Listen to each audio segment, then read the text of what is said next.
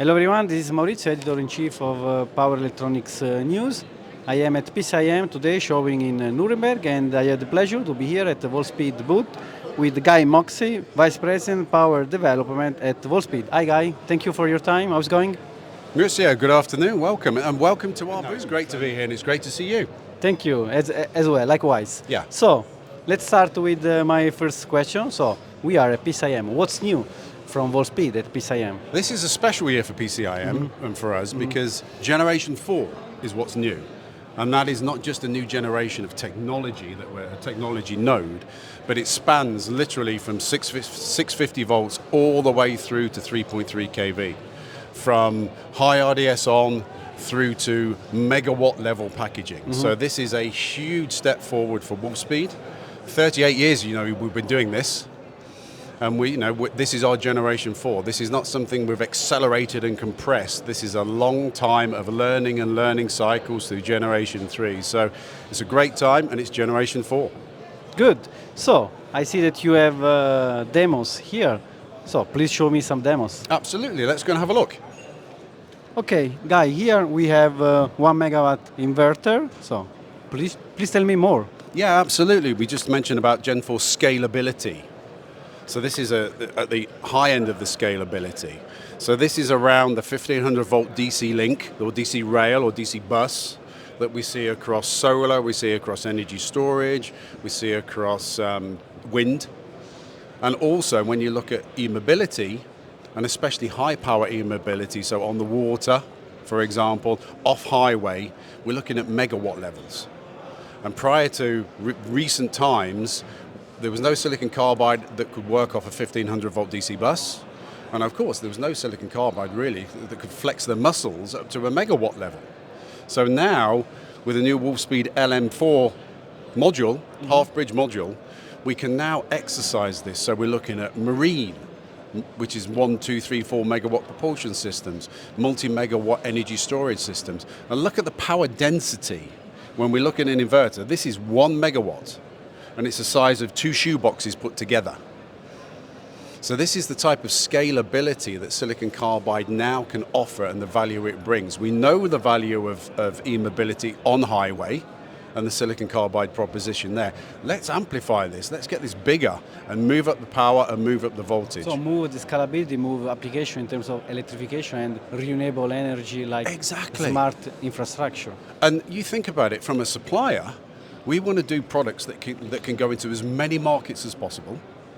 And from a customer, you want to know that if you're making a marine propulsion system with 2.3 kV module, it's the same module that's going to go into the solar and wind industry because you can get economy of scale from using it. So both sides win from a supply and a customer base as well. It's an incredible time. Thank you, Guy. Thank you very much. Okay, thank you, Guy. So let's continue our conversation. Let's talk about wideband gap. Let's talk about, in particular, silicon carbide. So, how you would you describe the maturity level of this technology? So, the main remaining barriers, obstacles, in talking about technically, commercially. So, okay, so it's time for the hard questions. Oh, okay. Maturity is a good way to phrase this. You walk around PCIM, which is a fantastic show, and you see a lot of silicon carbide now. So that, in one way, says maturity. But for us, maturity also means confidence. We've been in this game only doing this for 38 years now, Generation 4. And what it means to us is when we have a mature, confident process, and this is history repeating itself, taken from silicon, you now start looking at optimizations. You're looking at those second order parameters on those data sheets. You're not only making it lower RDS on and better switching. Everyone's bragging, right? And it's better than my last generation.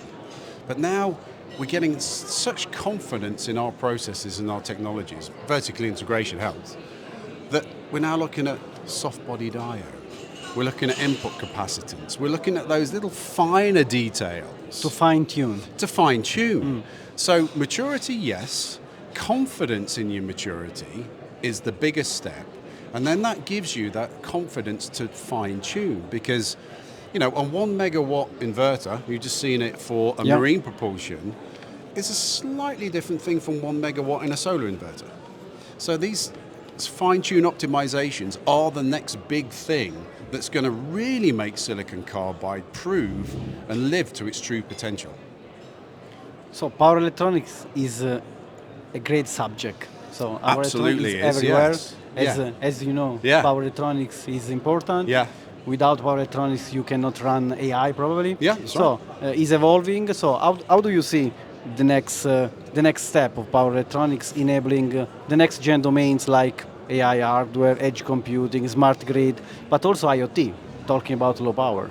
Yeah, I mean, I'm a big advocate of high power. Yeah. Okay, because Sure. when it goes bang really bigly, and so it's more exciting. But we're not dismissing the AI data center. I mean, data center was the first market to adopt silicon carbide, so we're forever grateful of that, and the evolution of that is incredible.